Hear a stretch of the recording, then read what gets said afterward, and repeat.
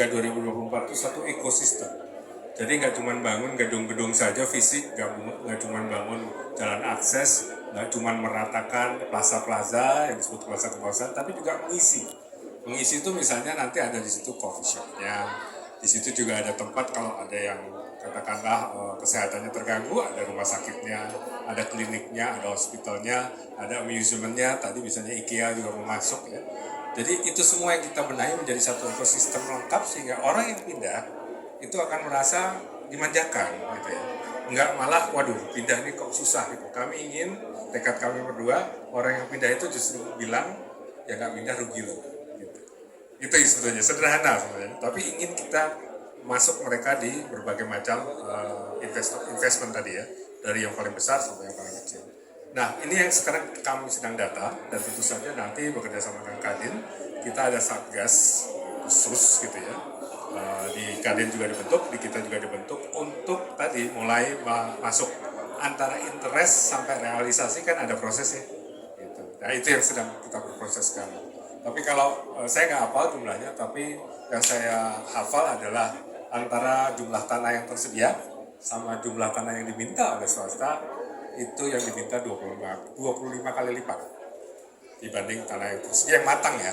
Itu tidak berarti bahwa kita tidak bisa memberikan yang seperti yang mereka minta. Tentu tadi yang ada yang 300 hektar, ada misalnya nanti yang akan membangun fasilitas olahraga, atau misalnya nanti akan membangun amusement park gitu ya. Itu semua tentu kita akan coba meletakkan di dalam yang 25% dari 256.000 hektar yang akan kita kembangkan. Tadi Pak Ketum Kadin juga menyatakan ada berbagai macam skema, salah satunya carbon trading yang baru ya Pak Ketum. Saya kira itu merupakan creative financing istilahnya yang akan kita coba kembangkan ke depan.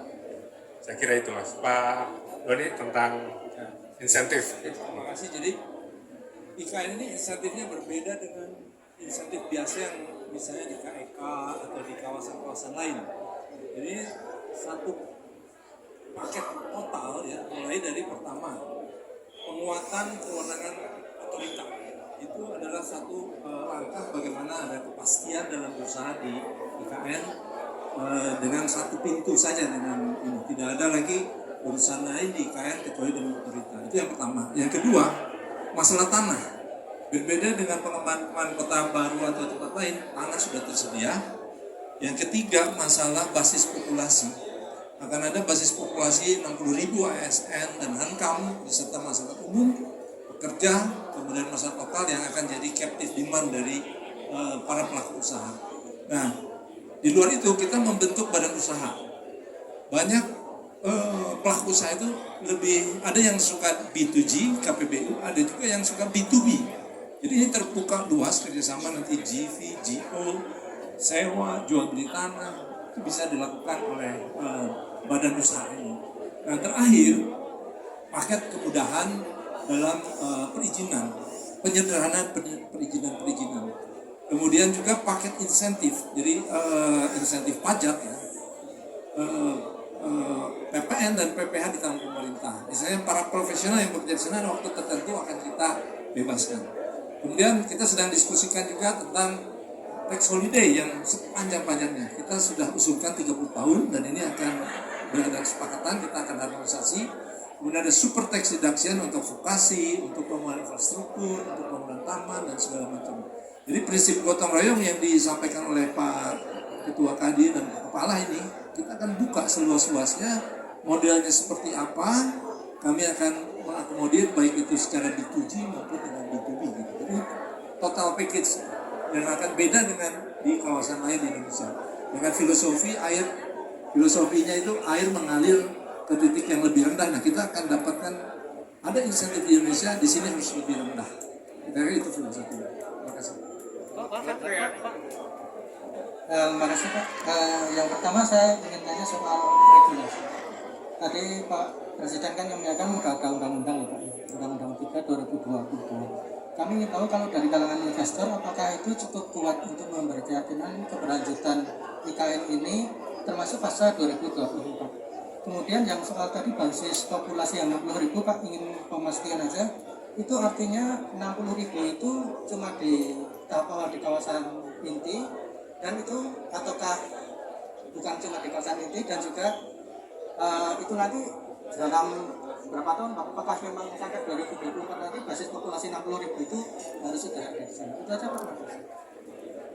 Mungkin dari sisi ini kalau kita dengar dari teman-teman investor yang ada sampai dengan hari ini tadi yang sudah dikatakan oleh Pak Bambang, interest itu sangat tinggi sekali.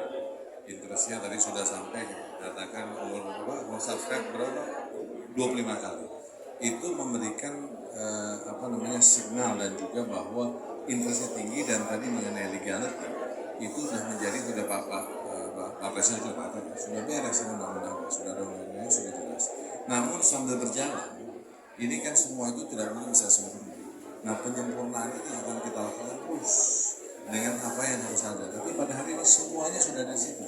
Jadi itulah yang kita lihat bahwa signal itu sudah jelas dan harapannya tadi dari interest untuk menjadi realitas dan menjadi investasi. Nah ini yang kita akan jalankan terus dan dengan demikian bahwa kami percaya tadi kalau kita punya nawa itu atau ingin melakukan ke depan bersama, bagaimana kita bisa membangun Indonesia bersama, kita mulai penting kepercayaan di antara satu sama lain antara pemerintah dan swasta.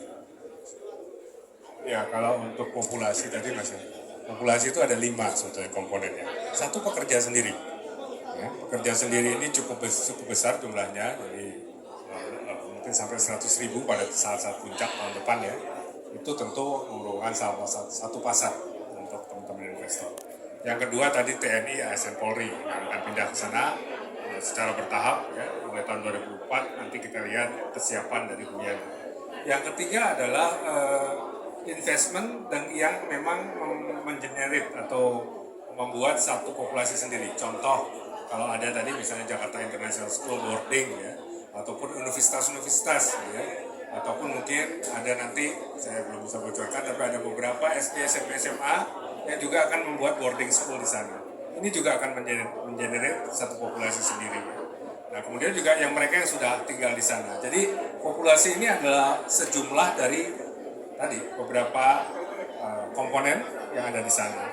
Dan saya kira itu secara bertahap akan kita lihat ke depannya dan kita ingin sekarang memantapkan bahwa ini kan kalau nggak seperti chicken and egg gitu ya, seperti ayam dan telur. Nah, kalau sekarang kita sudah mulai tadi mendengar misalnya katakanlah rumah sakit, ada yang mau rumah sakit pasti akan ada susternya, akan ada pegawai segala macam yang juga merupakan basis populasi. Jadi ini semua yang nanti akan membentuk populasi di IKN Nusantara. Pak Doni mau nambahin? Tambah sedikit tentang Undang-Undang 3/2002 ini sifatnya lex spesialis.